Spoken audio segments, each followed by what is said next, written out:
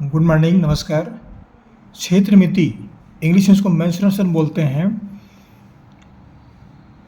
ये कक्षा 8वीं के विद्यार्थियों के लिए है। कक्षा 8वीं में क्षेत्र मिति के अंतर्गत बेलन के संबंध में प्रारंभिक जानकारियाँ प्रदान की जाती है कि बेलन कैसे होता है, उसके क्षेत्रफल कैसे निकालते हैं और आयतन कैसे निकालते हैं, ये सब जानकारी प्रदान की जाती है। ये प्रश्न हम छत्तीसगढ़ पाठ्य पुस्तक है, वहाँ किताब से मैंने लिया है और ये वीडियो हम छत्तीसगढ़ जारी कर रहे हैं। क्या प्रश्न है, देखिए। बेलन का आयतन ज्ञात कीजिए जिसकी त्रिज्या 12 सेंटीमीटर और ऊंचाई 14 सेंटीमीटर है। अब देखिए, जो बातें हमें दी गई है हम नीचे उतार लेते हैं।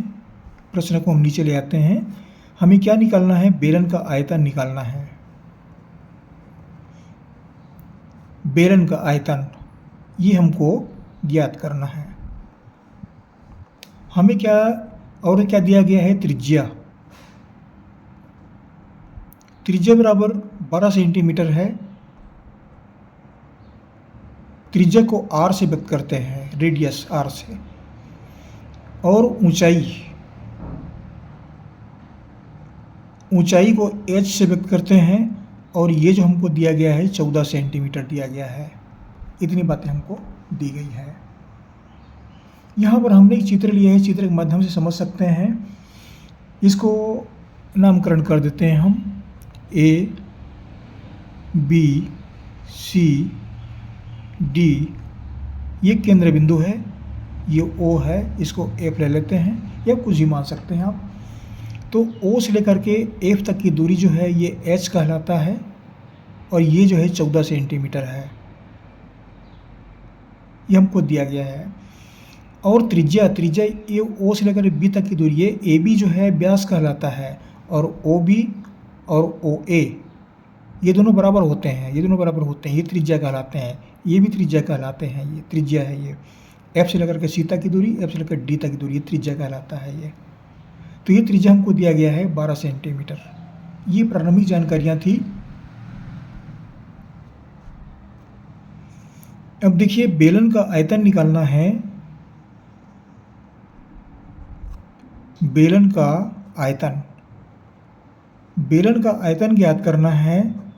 तो आयतन का जो सूत्र है वह होता है पाई r वर्ग h। इसमें पाई का मान जो है ये होता है 22/7 या दशमलव अंकों में 3.14। ये एक निश्चित मान है। ये कम ज़्यादा नहीं होता, निश्चित मान है ये। अब इस मान को कोई सा भी एक मान रखेंगे, यहाँ पाई का मान रख देंगे हम। मान लो हम 22/7 रख रहे हैं, पाई का मान 22/7। r का मान कितना है? 12 है, तो ये 12 का वर्ग हो जाएगा।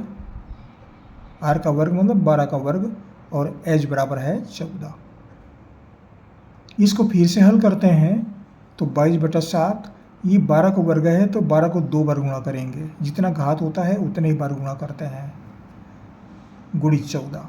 ये सबको बटा 1 कर देते हैं। इसके मान में कोई परिवर्तन नहीं आता है। ये इस तरह से हल कर सकते हैं।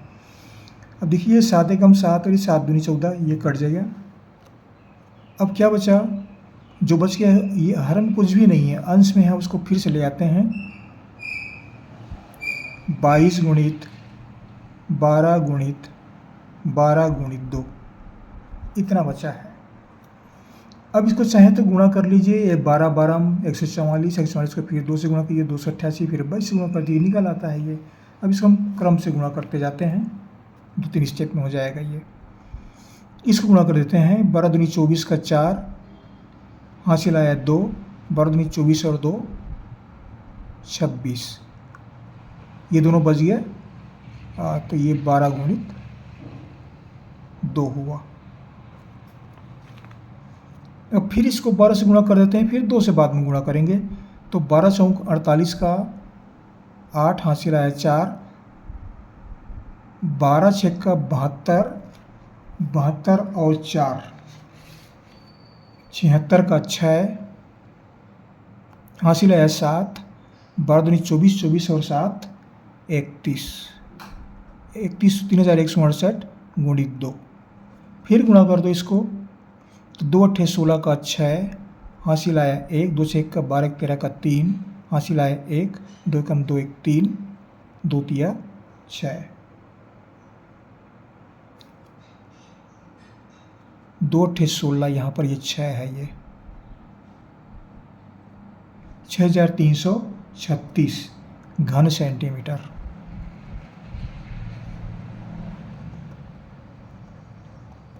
ये क्या है? आयतन है, ये बेलन का आयतन। तो हमें क्या उत्तर प्राप्त हुआ? उत्तर बराबर बेलन का आयतन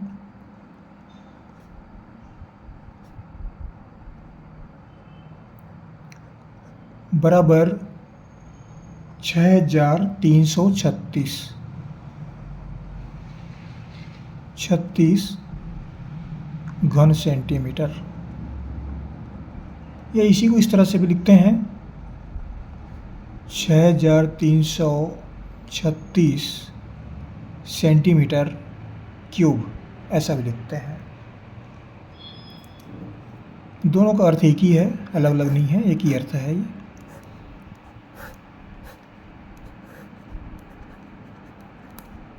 ये कक्षा 8वीं विद्यार्थियों के लिए था। जहाँ से पढ़ रहे हैं जरूर कमेंट्स कीजिएगा। आशा करता हूँ कक्षा 8वीं विद्यार्थी इस वीडियो से लाभान्वित होंगे। ये वीडियो उनके लिए लाभदायक सिद्ध होगा। जहाँ से पढ़ रहे हैं जरूर कमेंट्स कीजिएगा, बताइए कहाँ से पढ़ रहे हैं। हमारे चैनल को सब्सक्राइब अवश्य कर दीजिएगा, सब्सक्राइब करना ना भूलें, ये अत्यावश्यक कार्य मान के चलिए। ये आपका सहयोग है, आपको आपकी ओर से हमारे लिए, क्योंकि इसके बिना हम आगे नहीं बढ़ पाते हैं। हमें कुछ कठिनाइयाँ पैदा होती है, वीडियो हम जारी नहीं कर पाते, इसलिए सब्सक्राइब अवश्य कर दीजिएगा। आपको बहुत बहुत शुभकामनाएं, पढ़ते रहिए। अगली वीडियो में फिर मुलाकात होगी। Thank you.